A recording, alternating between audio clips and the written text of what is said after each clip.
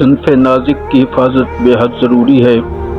سورۃ الاحزاب کی آیت کا ترجمہ ہے: اے پیغمبر، اپنی شریک حیات، اپنی بیٹیوں اور مسلمان عورتوں کو حکم دو کہ وہ گھر کی چار دیواری سے باہر نکلیں تو اپنے چہروں پر شرافت کا دوپٹہ اوڑھ لیں، تاکہ ان ماؤں، بہنوں اور بیٹیوں کا شریف ہونا ثابت ہو جائے اور سر بازار رسوائی کا سبب نہ بن جائیں۔ عورت صنف نازک ہے جس کی حفاظت بے حد ضروری ہے، چنانچہ اگر یہ پردہ میں رہے تو اس کی حفاظت آسان ہو جاتی ہے۔ پردہ اور پردے کی غرض و غایت ظاہر عمل کی پہچان ہے، یعنی جو چیز پردے میں رہ کر محفوظ ہے گویا اس کو کسی چیز کا خطرہ لاحق نہیں ہوتا۔ یہی بات ہے کہ میں ان دانشوروں، شاعروں اور ادیبوں سے کہنا چاہتا ہوں جو سماجی اعتبار سے سرگرم اور فعال واقع ہوئے ہیں اور سماج میں جن کا اثر و رسوخ ہے، اگر وہ پردے کی وکالت کریں گے تو ظاہر ہے کہ اس کا اثر سماج پر ہوگا۔ فطرت کا تقاضا ہی ایسا ہے کہ والدین کا اثر اولاد کی نفسیات پر پڑتا ہے، یعنی اولاد کے شب و روز کا خیال رکھنا، اچھے اور برے کی تمیز سیکھنا اور زندگی کا لائحہ عمل مرتب کرنا ہماری ذمہ داری ہوتی ہے۔ اب رہا ماحول کی نزاکت، حالات کی کیفیت جو زمانے کی رفتار کے مطابق بدلتی رہتی ہے، لیکن ہمیں اس وقت یہ نہیں بھولنا چاہیے کہ ہم کون ہیں اور ہماری حقیقت کیا ہے۔ دراصل ہم پر وہ سارے آداب لازم ہوتے ہیں جو اسلامی قوانین کہلاتے ہیں۔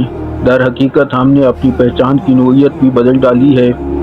دین سے غفلت اور دنیاوی خوشحالی ہم پر کچھ زیادہ ہی حاوی ہے۔ غرض کے معاشرے کا مزاج بدلتا جا رہا ہے۔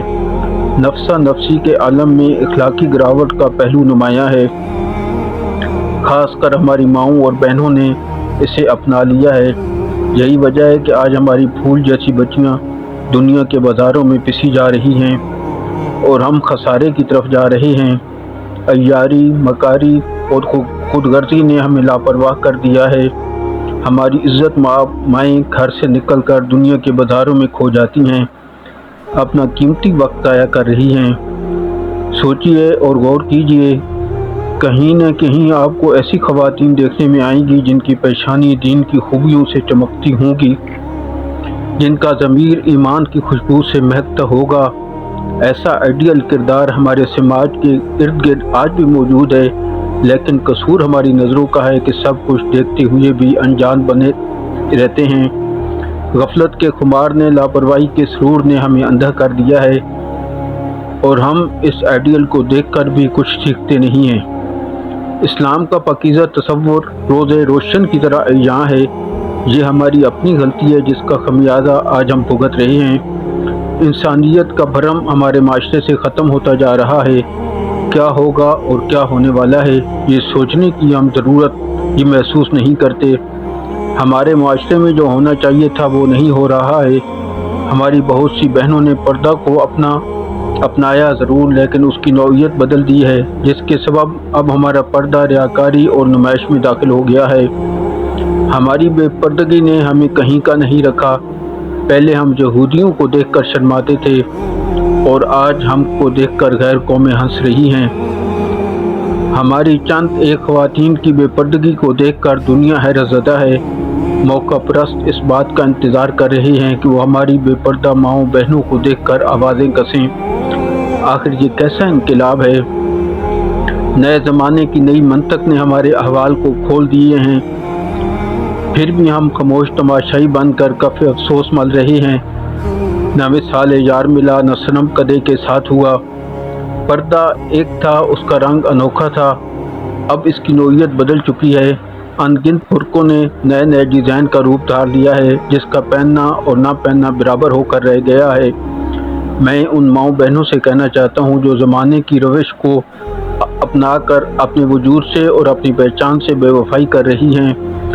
رونا تو اس بات کا ہے کہ گھر ان کے لیے قید خانہ، پارک، سینما ہال اور بازار ان کے لیے سکون کی جگہ بن گئے ہیں۔ نگاہیں نیچی رکھنا تو دور کی بات، نگاہیں لڑانا ان کا شعار بنتا جا رہا ہے۔ سروں سے چادر سرکتی شروع ہو گئی ہے، اب وہ بازار میں ننگے سر گھومتی ہیں۔ بے شک عورت کو باہر نکلنے کی اجازت ہے، لیکن اس طرح کہ وہ اغیار کی نظروں میں محفوظ رہیں اور شرافت، نفاست اور تقدس کو نعم البدل بنائیں۔ میری قابل صد احترام ماؤں، بہنوں اور بیٹیوں، اگر آپ چاہتی ہیں کہ معاشرے کا وجود قائم رہے تو سب سے پہلے آپ کو اپنے اندر جھانکنا ہوگا۔ کچھ پانے کے لیے کچھ کھونا ضروری ہے۔